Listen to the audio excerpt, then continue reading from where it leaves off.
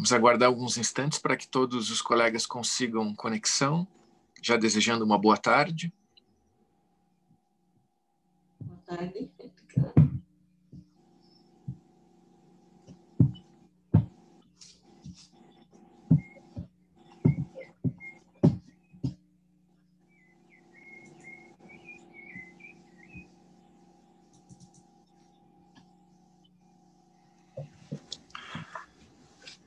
Muito bem.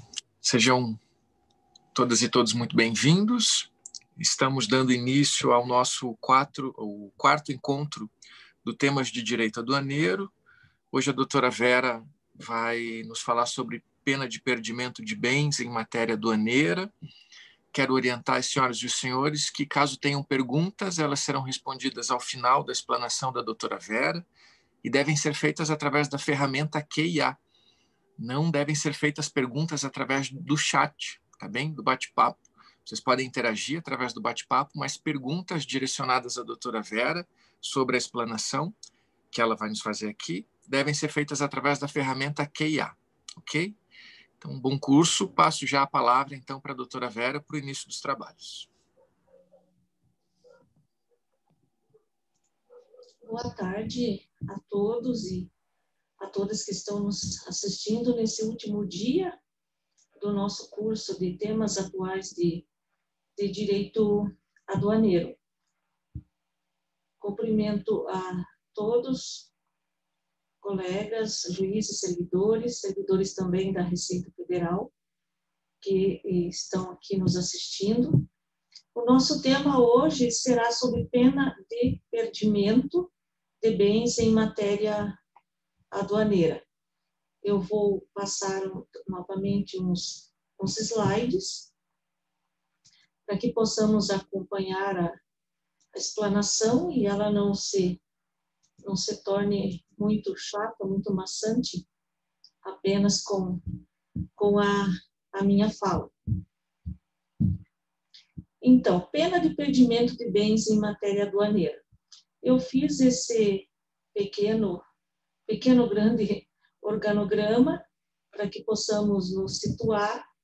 Então, vou tratar sobre a previsão legal aí da pena de perdimento em matéria aduaneira, as espécies, sobre a constitucionalidade, sobre a questão do dano ao erário, sobre as espécies de pena de perdimento e as demais questões sobre o processo administrativo, esse processo administrativo em que é instaurado para aplicação, eventualmente, dessa pena, sobre a questão muito discutida atualmente do duplo grau, quanto à decisão da autoridade aduaneira que aplica a pena de perdimento. Todas essas questões que estão aqui no nosso organograma esse fluxograma serão abordadas durante esse tempo. E as perguntas ficam para o final, depois da minha explanação.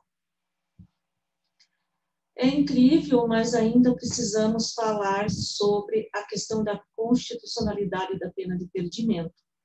Ainda há alegações em processos falando da sua inconstitucionalidade. Eu li um pequeno livro de cerca de 150 páginas que ainda defende a inconstitucionalidade. Eu digo, ainda defende por quê? Porque já é uma questão superada na jurisprudência, mas precisamos rebater nos processos. Vamos partir da Constituição de 67, porque anteriormente, já faz tanto tempo assim, que não vem ao caso apenas para fins acadêmicos. Por que surgiu essa celema da constitucionalidade? Por quê? Porque a Constituição de 67, ela previa expressamente essa pena de perda de bens, e a Constituição de 1988, ela não faz isso, a não ser no que tange a perda de bens no processo criminal, em razão do produto do crime, Mas o STF, no recurso extraordinário 251.008, ele considerou constitucional a pena de perda de bens em matéria aduaneira, desde que seja observado o princípio da legalidade. Como nós veremos, existe uma extensa legislação aí prevendo a pena de perdimento de bens em matéria aduaneira. Também desde que seja observado o princípio do devido processo legal. E, tratando-se dessa pena de perda de bens, há processo administrativo que autoriza a aplicação da sanção, como nós veremos em seguida. O STJ, também os TRFs, entenderam que não há violação ao princípio da vedação ao confisco nessa penalidade, ao direito de propriedade. Por quê? Porque o direito de propriedade ele não é absoluto, ou seja, a internalização de uma mercadoria no país para ser incorporada ao comércio ou ao aparelho produtivo nacional tem que observar os requisitos legais para sua introdução, ou seja, não pode ser utilizada fraude, qualquer meio, qualquer artifício ilícito, doloso para a introdução dessas mercadorias. Então, antes de serem observados todos os requisitos legais para importação das mercadorias, por exemplo, não há falar ainda na consolidação de um direito de propriedade. Os tribunais também pacificaram que não é inconstitucional essa pena por ser aplicada por uma autoridade administrativa. Então, isso é pacífico na jurisprudência quanto à constitucionalidade da pena de perdimento. Para a aplicação dessa pena de perdimento, existe o pressuposto do dano ao erário. Erário significa tesouro, mas todas as hipóteses legais previstas de pena de perdimento, elas não dizem respeito apenas à proteção da tributação, mas também a outros interesses que envolvem o comércio exterior. Por quê?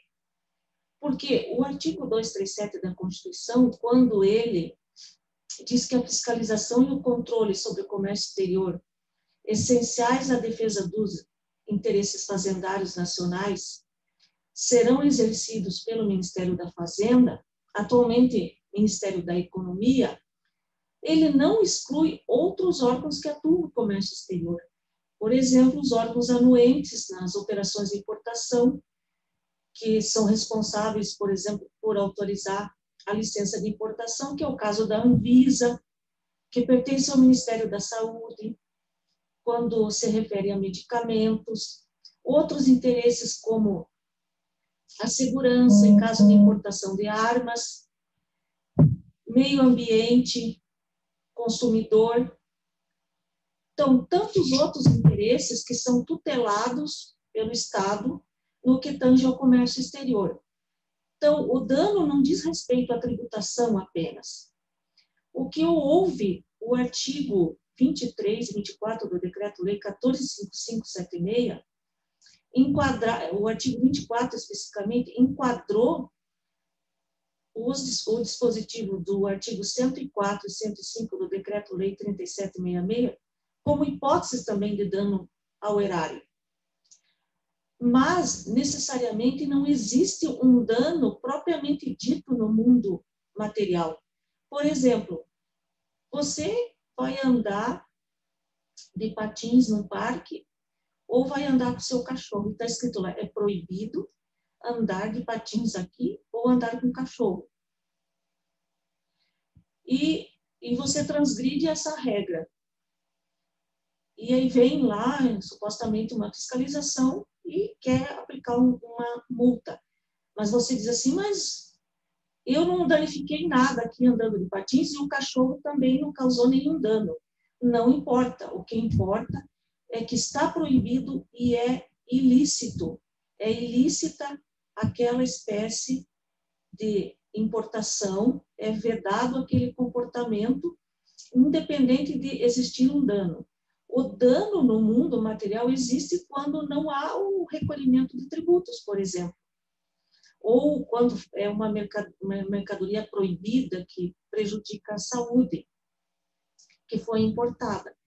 Mas, necessariamente, não precisa existir o dano propriamente dito, porque são infrações de natureza objetiva e formais. O STJ diz que essas hipóteses de pena de impedimento, elas veiculam uma presunção de ocorrência de prejuízo à fiscalização. Ou seja, há um ato ilícito praticado que viola o controle aduaneiro exercido por todos os órgãos, independente de um resultado de um dano propriamente do ponto de vista material. Primeiramente, nós temos a pena de perdimento de mercadorias. Como nós vimos ontem sobre os procedimentos especiais de controle aduaneiro, que é instaurado para apuração de infrações sujeitas à pena de perdimento, com base nas instruções normativas que nós vimos ontem. Nas demais hipóteses, já se instaura, por meio de auto de infração, o processo administrativo para aplicar a pena de perdimento, previsto no artigo 27 do Decreto-Lei 14.5576. E aqui nós temos, né, no caput, falando desse processo administrativo, cuja peça inicial será o auto de infração, acompanhado do termo de apreensão. Aqui sendo utilizado essa expressão apreensão, porque se trata de um ilícito.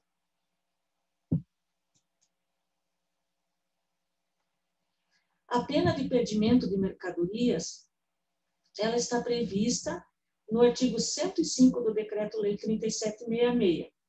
Eu coloquei aqui algumas hipóteses, mas há outras, porque, se eu não me engano, são 19 ou 20 incisos no artigo 105. Eu coloquei no slide os principais casos que nós temos na Justiça, e eu vou repassar esse material depois para capacitação, para encaminhar para todos vocês. Então, são todas essas hipóteses e outras ainda, conforme eu mencionei. Interessante aqui, por exemplo, mercadoria estrangeira exposta à venda, depositada ou em circulação comercial no país, se não for feita prova de sua importação regular. É o exemplo da mercadoria que já ingressou no país e que está no comércio sendo vendida e não foi importada de maneira regular. Então, a legislação prevê a hipótese de pena de perdimento e tantas outras, como, inclusive, aqueles casos de lista de sobressalentes previstos e provisões a bordo de navio, de aeronave, também a previsão de pena de perdimento.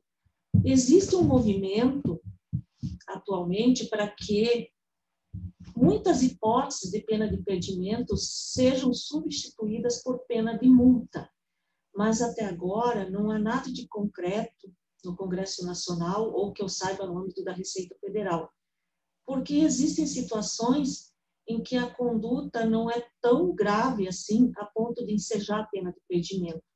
Uma pena de multa seria suficiente, como é o caso do subfaturamento da importação, que cabe a aplicação da pena de multa de 100% e não mais a pena de perdimento, como era antes da medida provisória 2158 de 2001.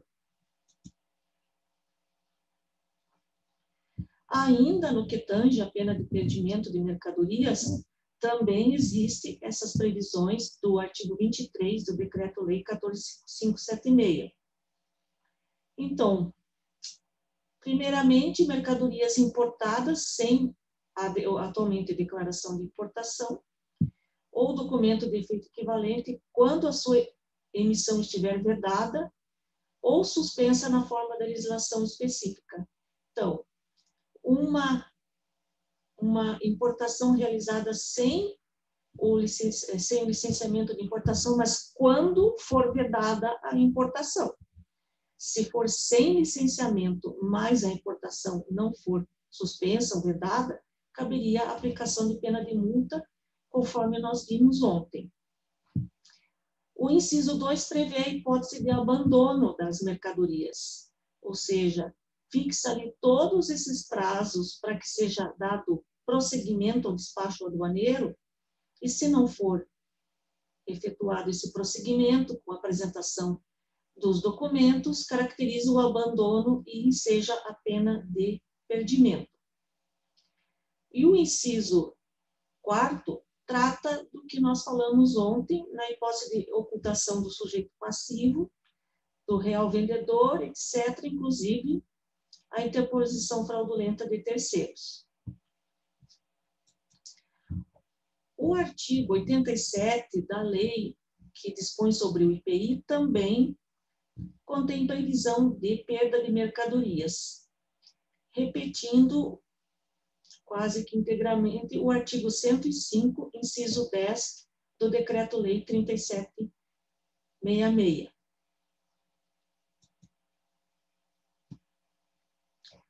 Essas são as hipóteses de pena de perdimento de mercadorias. Não há como, em uma hora, analisar todas as situações, porque são 20 incisos no artigo 105, mais 4 incisos no artigo 23 do Decreto-Lei 14.5576. Depois, nós temos a perda de pena de perdimento de veículos, que está prevista no artigo 104 do Decreto-Lei 3766 e no artigo 688 do Regulamento Aduaneiro. Atentem para a hipótese do inciso 1º.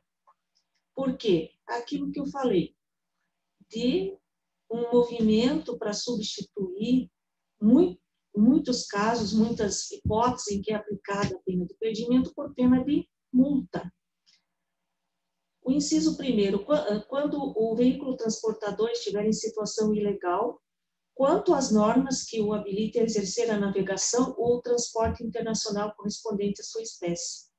Então, uma pena de perdimento porque está em situação ilegal no que tange a sua autorização para operar naquela modalidade de transporte, por exemplo. Poderia ser aplicada uma multa, até mesmo pesada, mas no caso aí é a perda do veículo transportador. Imagine um navio, um caminhão, por exemplo. O inciso 4º, vejam que pena drástica também. Quando a embarcação navegar dentro do porto, sem trazer escrito em tipo destacado em local visível do casco, seu nome de registro. Isso poderia ser substituído realmente por uma pena de multa. Mas dura lex sed lex, a lei assim prevê e assim deve ser observado. O inciso 5º eu destaquei por quê?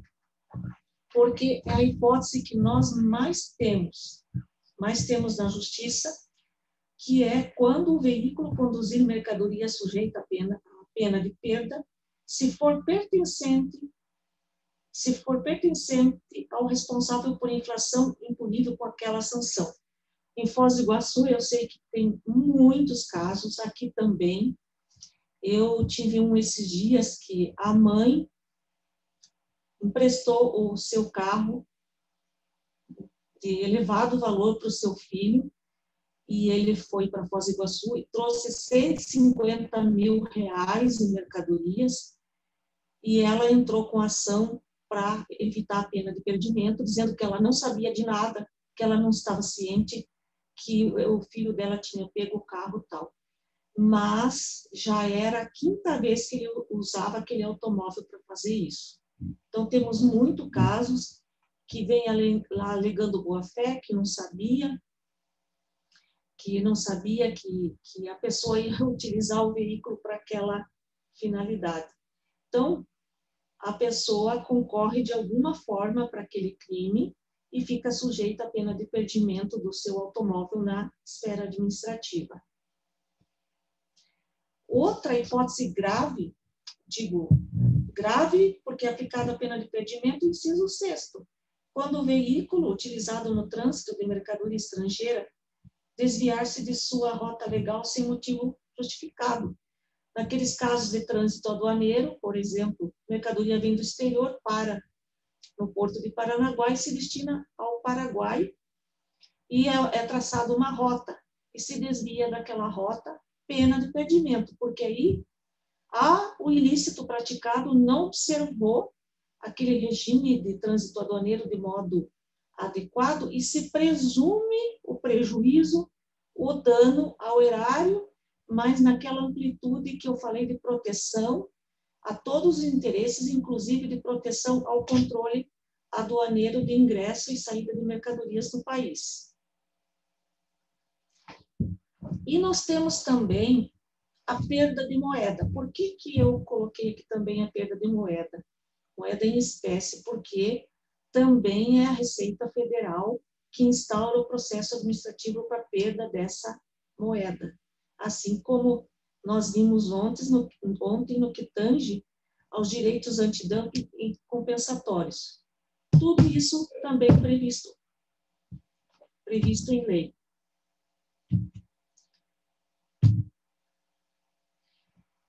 A perda de moeda está prevista na Lei 9.069, no artigo 65.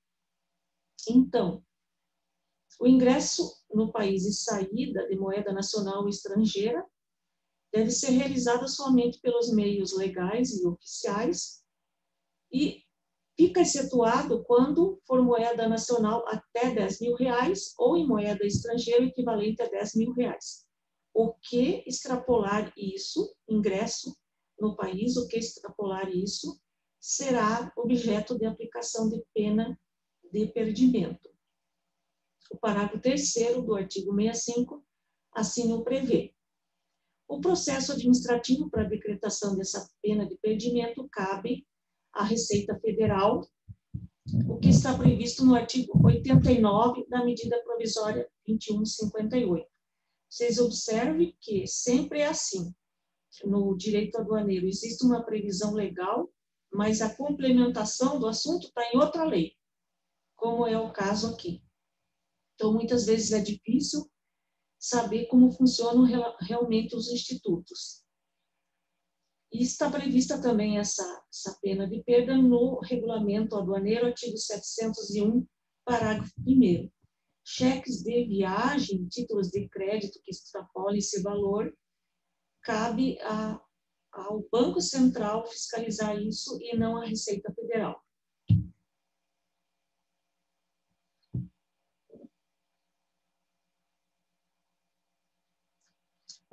Essa pena de perdimento, tanto de mercadorias, quanto de veículos, quanto de moeda, requer a sua aplicação em processo administrativo, em que seja garantido o contraditório e a ampla defesa. O auto de infração e termo e apreensão e guarda fiscal é a peça inicial do processo, desse processo administrativo, previsto no artigo 118 do Decreto-Lei 3766, no 27, parágrafo 1º do 145576 e no Regulamento Aduaneiro. Lavrado o auto de infração, o importador vai ser intimado para apresentar a defesa em 20 dias. Sendo apresentada essa defesa, o processo é julgado por uma autoridade integrante da alfândega, conforme o atual regimento interno da Receita Federal, estampado na Portaria 284 de 2020.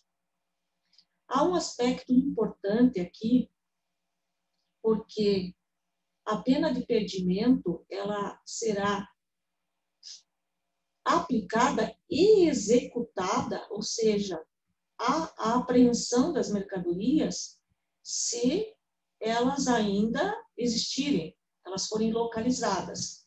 Se elas já tiverem sido consumidas ou vendidas, alienadas, é aplicada a pena de perdimento, mas ela não é executada. Ou seja, por quê? Porque no lugar dela é aplicada uma multa equivalente ao valor aduaneiro das mercadorias. É o que se denomina de multa substitutiva. Eu já ouvi falar que nessa hipótese não é aplicada a pena de perdimento. Eu discordo. O nome já diz, multa substitutiva. Substitui alguma coisa, substitui a pena de perdimento. A diferença aqui é que a pena é aplicada, como ocorre no processo penal. Aplica uma pena privativa de liberdade e depois a substituir por uma menos grave, como prestação de serviços à comunidade. É aplicada a pena de perdimento, mas como ela não pode ser executada, aplica-se essa multa substitutiva. Isso aconteceu muito naquelas hipóteses dos veículos usados que foram importados com base na portaria DSEX 8 de 1991, e houve liminares. O automóvel foi entregue e passaram-se aí uns 10 anos e a Receita Federal, no momento, então, de poder apreender o veículo, ele desapareceu, não localizou mais. Então, a Receita Federal aplica a multa substitutiva e vai lançar, quer dizer, vai cobrar por meio dos meios legais.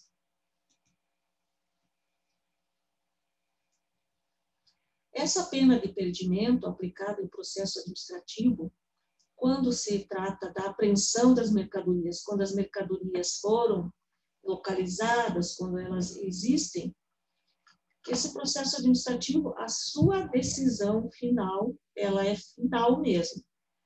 A previsão atualmente, no parágrafo 4º do artigo 27 do Decreto-Lei 3766, é instância única, ou seja, não há previsão de duplo grau. Muitas vozes se levantaram contra isso, porque alegando violação ao artigo 56 da 9784, ao artigo 33 do Decreto 70235, a partir de 2018, ao Código Aduaneiro do Mercosul, mas o STF, como o STF decidiu que não há garantia ao duplo grau administrativo em várias oportunidades, a jurisprudência do STJ e dos tribunais regionais federais entendeu que essa previsão do Decreto-Lei 14.5576 não violava a Constituição, porque não há direito ao duplo grau na esfera administrativa. Tantas vozes se levantaram que existe o projeto de lei 10.473 de 2018, prevendo a alteração desse dispositivo do Decreto-Lei 14.5576.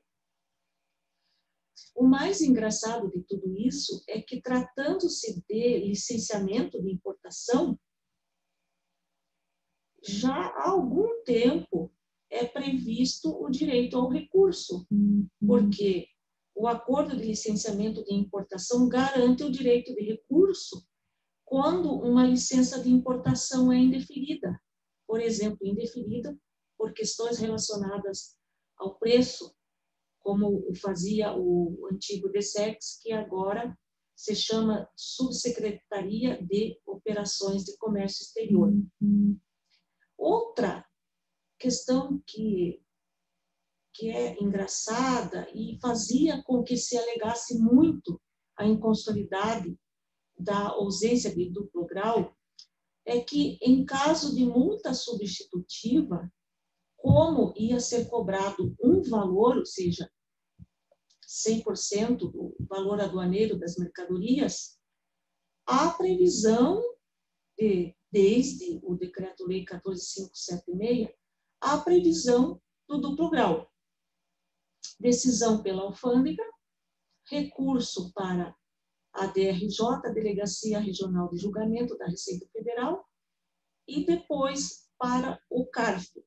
Então, não se concordava com essa distinção, ou seja, aplicação da pena de perdimento, mercadoria apreendida, localizada, não tem duplo grau. Aplicação da multa substitutiva, cuja gênese era uma infração sujeita à pena de perdimento, duplo grau. Então, se justificavam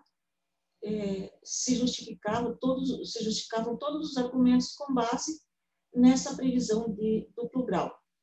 A justificativa para não prever o duplo grau nas outras hipóteses se deve à intenção na época de que servisse de efeito pedagógico uma pena dura dessa maneira, sem o duplo grau, para evitar que as pessoas praticassem os ilícitos, mas parece que não surtiu efeitos nenhum essa intenção pedagógica. Mas essa questão do duplo grau, agora nós temos novidades no horizonte. Por quê? Não adiantou nada alegar todos aqueles dispositivos que eu mencionei, da Lei 9784, Código Aduaneiro do Mercosul, fazer analogia com a multa substitutiva. Mas a Convenção de Quioto revisada prevê o duplo grau. No item 10.1, prevê a legislação nacional deverá prever o direito de recurso em matéria aduaneira. E principalmente no item 10.5, quando um recurso interposto perante as autoridades aduaneiras for indeferido, o requerente deverá ter um direito de recurso para uma autoridade independente da administração aduaneira. E, em última instância, obviamente, para a autoridade judicial, isso aí não precisaria nem constar, por causa do princípio da inafastabilidade da jurisdição. Então, a Convenção de Quioto assim o prevê, e ela ingressa no nosso sistema jurídico no mesmo patamar das leis ordinárias, conforme entende o STF que os tratados ou convenções internacionais estão no mesmo plano de validade, de eficácia e de autoridade das leis ordinárias. Desse modo, a discussão atual é a seguinte: a Convenção de Quioto, essa previsão do direito de recurso, aplica-se já imediatamente ou não? Porque o artigo 13 da Convenção fixou o prazo de 60 meses após a sua entrada em vigor. E, segundo os especialistas da área, esse prazo é dezembro de 2022. Não é um prazo de vacatio legis, é um prazo de implementação das medidas. A discussão atual, ou as discussões atuais a respeito dessa questão, elas se centram no seguinte: aplica-se o decreto 70.235, ou seja, não precisa aguardar os 36 meses? Ou precisa? Aplica-se o decreto 70.235, aplica-se o artigo 23, parágrafo 3º do Decreto-Lei 14.5576, que tem a previsão de recurso em caso da multa substitutiva, já prevê o recurso para a DRJ e depois para o CARF. Já temos lei que possa garantir esse duplo grau em todas as hipóteses de matéria aduaneira?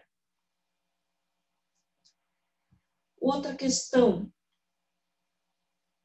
O artigo 3º da Convenção, ele estabelece o seguinte: as disposições da presente convenção não constituem obstáculo a aplicação da legislação nacional no que se refere a proibições ou restrições aplicáveis a mercadorias sujeitas a controle aduaneiro. Há quem diga que esse dispositivo da própria convenção autoriza, por exemplo, que seja proibido o recurso em caso de contrabando de mercadorias, porque se trata de uma importação proibida. Vejam o que diz ali, que as disposições da convenção não interferem, não são obstáculo no que tange a proibições ou restrições aplicáveis. Essas mercadorias que estão sujeitas a controle aduaneiro, que obviamente todas essas hipóteses de pena de perdimento, todas essas condutas, elas decorrem de violação ao controle aduaneiro. Essa é uma questão que eu não tenho a resposta adequada, que eu não tenha pensado no assunto, mas isso depende do legislador se entender que depende de regulamentação. Já há decisões judiciais mandando aplicar o duplo grau? Seria adequado isso antes de a administração aduaneira se estruturar e se organizar? Já há decisões conforme nós veremos. Existem aqueles, no âmbito da Receita Federal, inclusive, que dizem, não, já tem estrutura, a DRJ tem estrutura, basta criar uma turma na DRJ. Há aqueles que atuam no CARF, dizendo que o CARF tem possibilidade. Outros dizem que haverá uma avalanche de recursos. Outros também dizem que teria que limitar o valor, uma alçada para o recurso. Por exemplo, mercadorias acima, o valor acima de R$5.000 não cabe recurso. E como eu já disse, tratando-se de contrabando, não cabe recurso. No que tange as decisões judiciais, nós veremos agora que o nosso tribunal já decidiu a questão. Outra dúvida, como fica a questão da destinação antecipada das mercadorias? Por quê? Porque, havendo instância única, o processo é muito rápido. O processo administrativo é rápido e as mercadorias, vamos pegar uma hipótese aqui, que as mercadorias estão retidas. Tá, chegou a decisão final, não tem pena de perdimento, libera as mercadorias. Mas vocês imaginam, com retenção, apreensão das mercadorias, aguardar a decisão final do CARF? 2, 3, 4, 5 anos? As mercadorias ficarão apreendidas, não poderão ser alienadas? Olha o tempo que vai ter que esperar a solução desse processo administrativo. As mercadorias podem ser alienadas antecipadamente, já existe previsão legal, em situações em que são produtos perecíveis, por exemplo, ou mercadorias que estão deterioradas. Então, é autorizada já pela legislação a alienação antecipada, a destinação antecipada. Porque a destinação, ela não é só alienação, só leilão. A mercadoria ou o automóvel, por exemplo, pode ser incorporado ao patrimônio público. Ou, sendo uma mercadoria proibida, obviamente que será destruída.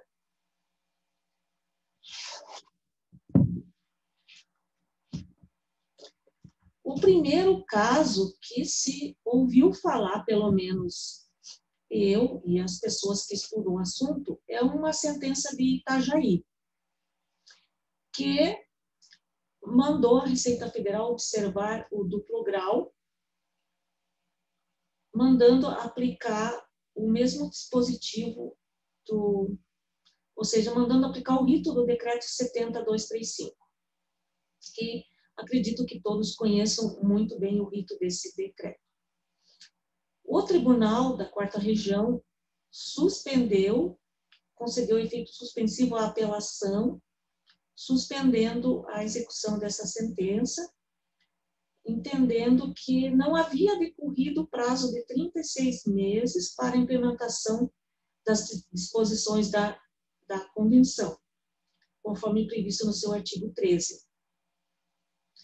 Desse modo, entendeu o tribunal que o exercício do direito ao duplo grau deveria aguardar o legislador estabelecer os requisitos, as hipóteses e as condições.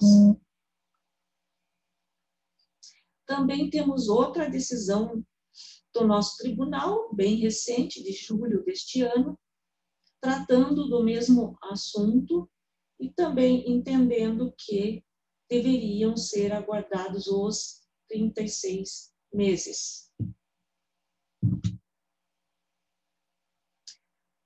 Aqui eu coloquei o que a Fazenda Nacional alegou no recurso, que é bem interessante. Ou seja, depende de lei fixar um rito para regular o processamento. Qual instituição ou órgão atuará como autoridade independente? Como eu mencionei, a DRJ e o CARF são autoridades independentes. Como eu também disse, as hipóteses para quais o duplo grau não será garantido, como exemplo, mercadorias proibidas e também a questão da destinação antecipada.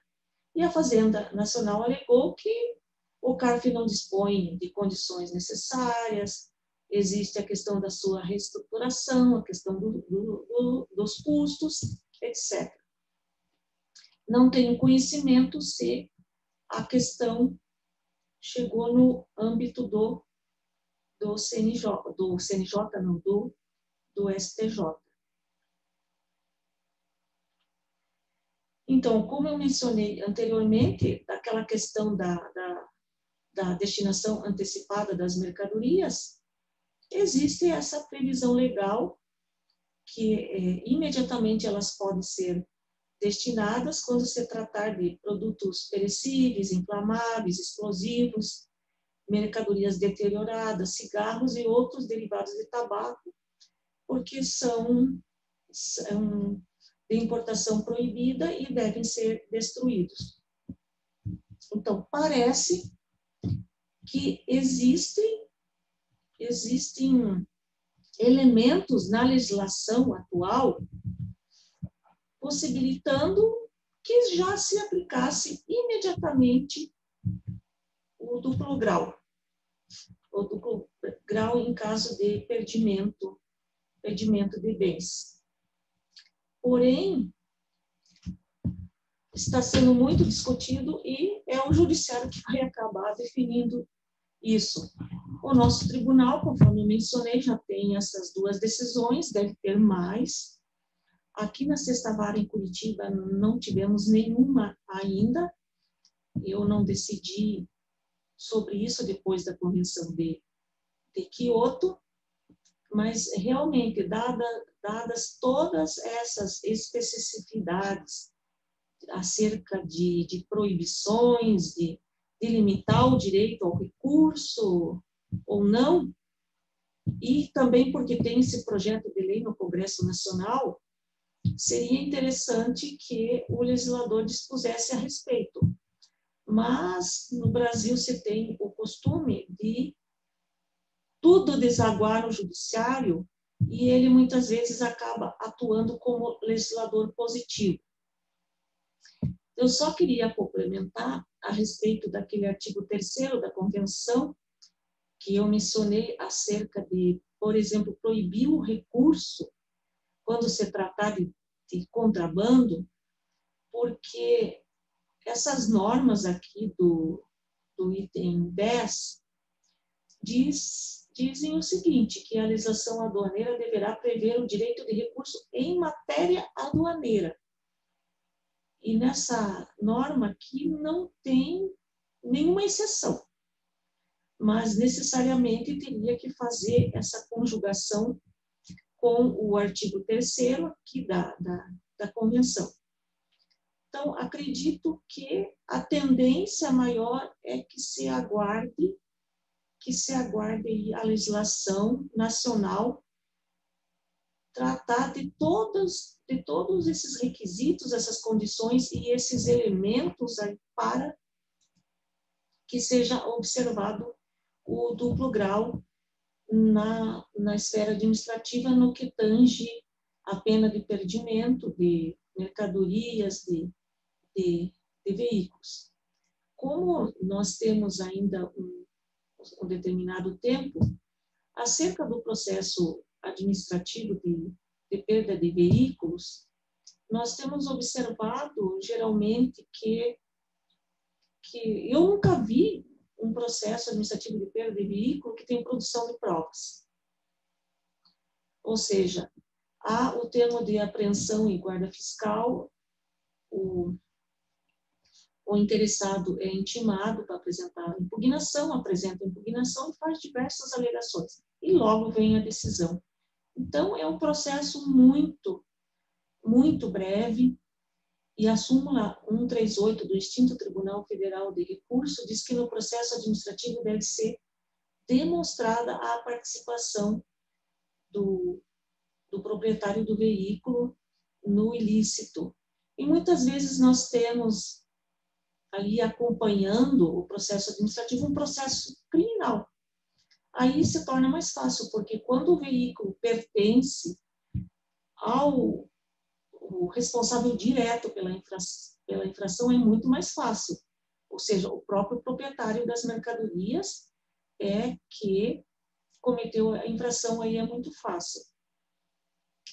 Mas existe também um outro aspecto que está no artigo 136 do CTN e artigo 94 do Decreto-Lei 3766, que essas infrações aduaneiras, elas independem da intenção do agente. Fala-se muito nessa questão da responsabilidade objetiva, mas há situações em que pode ser demonstrada a boa-fé. Evidentemente, se o veículo foi furtado, foi roubado, se de alguma outra forma o proprietário do veículo não tinha nenhum conhecimento, mas aí é uma questão de prova. E essa prova, dificilmente ela é produzida no processo administrativo. Ela acaba sendo produzida em juízo. Mas de todos os casos que nós temos aqui na Sexta Vara, de pena de impedimento de veículos, e são muitos casos, porque, embora seja apreendido em Foz do Iguaçu, o proprietário do automóvel reside aqui e acaba entrando em Curitiba. Então, em todas essas ações, acaba chegando aqui em Curitiba, e a intenção é demonstrar que não tinha conhecimento nenhum, mas existe a questão da culpa em elegendo e a culpa em vigilando. Inclusive, naquelas hipóteses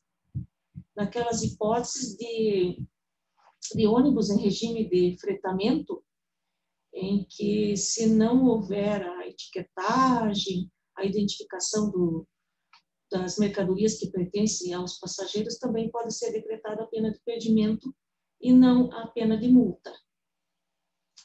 Então, eu aguardo as possíveis perguntas aí para que possamos encerrar hoje esse nosso curso. Vamos verificar aqui. Acabo de receber aqui o colega da Quarta Vara, Marcos Araújo, especialista em direito tributário, está de máscara e eu não estou. Vamos ver aqui as perguntas.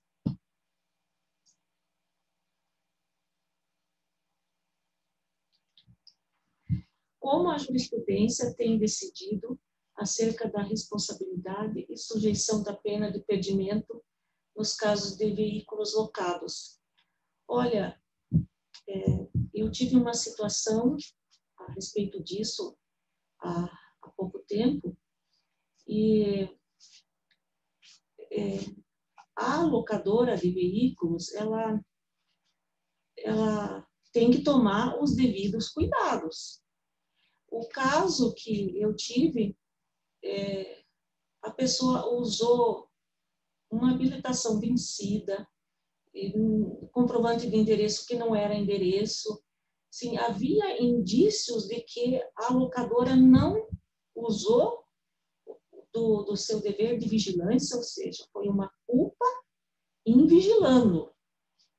E a jurisprudência autoriza, nesse caso, a decretação de pena de perdimento. Mas, normalmente, quando essa locação se deu, aparentemente, observando todos os seus requisitos legais e ela não tinha conhecimento, é injusta essa aplicação da pena de perdimento às locadoras, porque aí deve-se presumir a boa-fé. A súmula 138 do extinto Tribunal Federal de Recursos fala exatamente isso, que tem que ser demonstrado no processo administrativo ou a intenção aí do agente, a responsabilidade da locadora de veículos no caso. A súmula não trata exatamente da locadora de veículos, mas precisa ser demonstrado no processo administrativo a participação do proprietário do veículo na prática do ilícito. Temos a pergunta também do Rodrigo Horst. Nossa, que nome difícil de falar. Horst. Parabéns pela brilhante exposição. Desculpando-me por tratar de matéria mais afeta à exposição de ontem, gostaria de fazer a seguinte pergunta. Durante o PECA, a autorização para o importador acautelar a mercadoria retida fora da zona primária, por exemplo, em Porto Seco, acautelar seria prestar a garantia? Sim, é possível, se houver um procedimento especial. Naquelas hipóteses em que se autoriza a prestação de garantia, que é ocultação do sujeito passivo, do real adquirente, do real comprador, inclusive a interposição fraudulenta de terceiros, ou a inexistência de fato da empresa, que aliás, a meu ver, não deveria ser autorizada a prestação de garantia em caso de inexistência de fato da empresa, porque se depois conclui que a empresa é inexistente de fato, a mercadoria foi liberada, ela vendeu a mercadoria, nesse caso não deveria.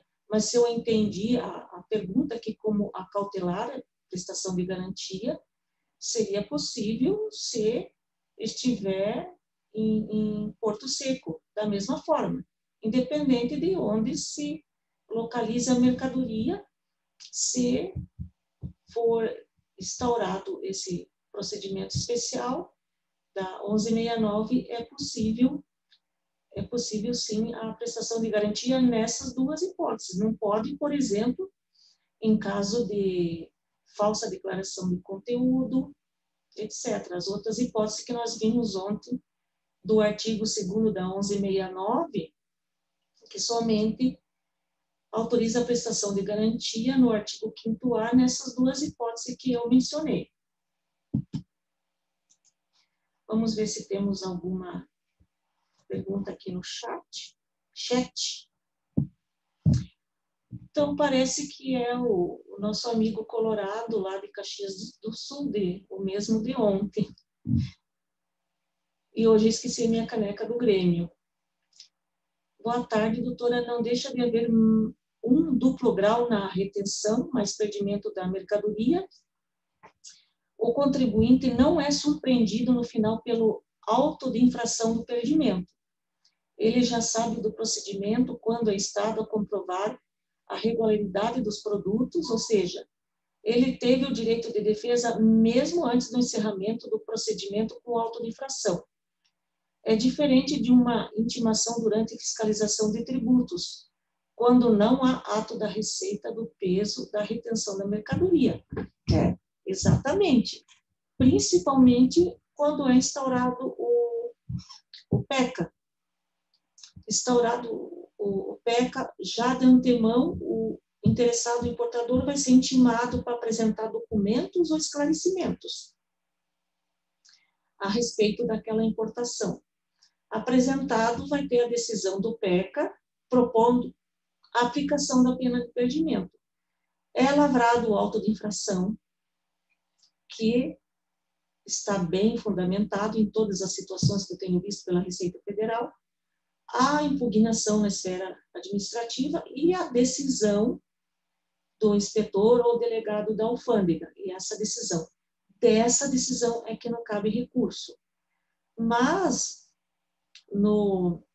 na multa substitutiva, ocorre situação um pouco semelhante, embora não exista o PECA antes, normalmente não existe o PECA antes do processo administrativo na multa substitutiva. Mas a Convenção de Quioto, ela quer garantir esse recurso para uma autoridade que não seja a autoridade aduaneira. Eis o X da questão. O que se visa aí no duplo grau é o seguinte, é como no judiciário, o juiz de primeira instância decide ao recurso para o tribunal, ou seja, até mesmo para uma turma, que são autoridades distintas da autoridade de primeira instância. Esse duplo grau da Convenção de Quioto, exatamente isso, menciona, assim como no Código Aduaneiro do Mercosul, menciona uma autoridade distinta, por quê? Toda a fiscalização, desde o início do PECA, por exemplo, depois auto de infração, depois impugnação, depois de decisão, tudo isso foi feito pelo mesmo órgão. Então, o mesmo órgão que autuou, que aplicou a punição, que decide, essa decisão é definitiva. Só resta ao interessado o judiciário. Então, o objetivo do duplo grau na Convenção de Quioto é exatamente esse. Parece que não há mais questionamentos, então até terminamos antes, para não cansá-los. Esse material, como eu já disse, será disponibilizado para que todos possam consultar no seu dia a dia. As perguntas sobre o assunto de hoje, que serão 5, eu enviarei hoje mesmo, até amanhã o setor de capacitação passa para os interessados. As perguntas da matéria de ontem foram encaminhadas já, e espero no ano que vem encontrá-los num curso que, juntamente com a capacitação e a direção do foro da Seção Judiciária do Paraná, pretendemos construir e formatar em EAD, mais ou menos umas 40 horas, um curso mais longo, de mais ou menos 2 meses, com muito material, vídeos, videoconferências, para que possamos abordar muitos outros assuntos do direito aduaneiro, inclusive trazendo outros profissionais, pessoal da Receita Federal, alguém do próprio CARF, para falar, por exemplo, sobre a aplicação da multa substitutiva. Então, agradeço a todos pela participação nesse evento, que damos nesse momento por encerrado. Agradeço à direção do fórum essa oportunidade de poder dialogar com todos aqui, debater esse assunto, esses temas do direito aduaneiro, que são muito importantes para todos.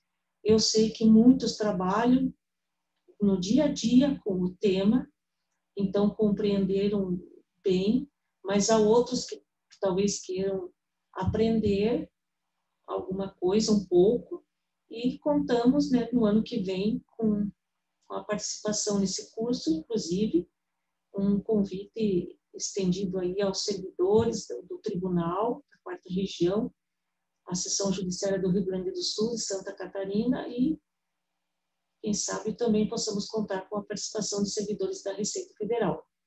Meu muito obrigada a todos, e boa tarde, e um abraço a todos e a todas.